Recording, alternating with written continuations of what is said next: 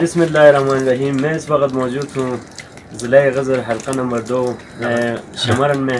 تو آج یہاں پہ جو موسم سرما کی پہلی برفباری شروع ہوئی ہے، تو اس حوالے سے علاقے مکین میرے پاس موجود ہے، ان سے کچھ رائے لیتے ہیں.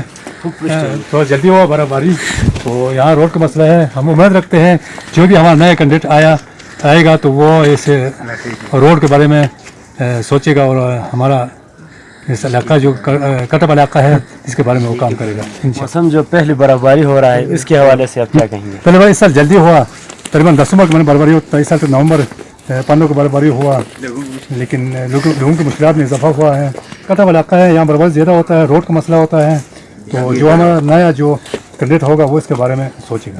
جو علاقے کے مسائل ہے، گندم ہے، بجلی ہے، تو کوئی ایسے جو مسائل ہے جو ابھی تک کوئی حکومت کے اراکین نے اس پہ توجہ نہیں دیا؟ نہیں، گندم اس سال بہت زیادہ وفات مقدار میں آیا ہے. یہ حکومت نے پی حکومت نے اچھا اقدام کیا ہے. بجلی کا مسئلہ ہے یہاں، کیونکہ وہ سردی میں جو چینل اس میں برف جمتے ہیں.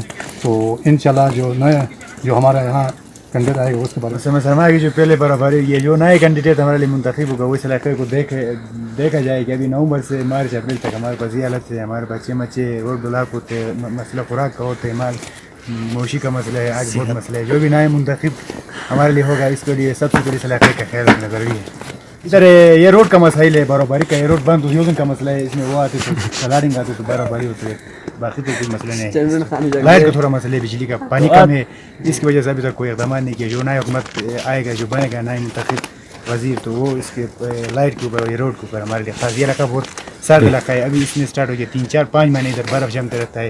اس کے علاوہ بس کوئی دوسرا آپشن نہیں ہے. حکومت ہمارے علاقے کے اوپر توجہ نہیں کر رہا ہے. بجلی کا مسئلہ ہے، ابھی بھی بجلی نہیں ہے ہمارے ادھر.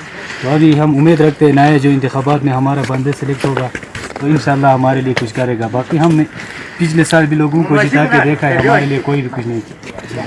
دوسرا، ہمارے علاقے میں بے روزگاری زیادہ ہے، نوکری کا مسئلہ ہے. لوگوں کا تعلیم کر کے ایم اے کر کے لوگ گھر میں بیٹھا ہے.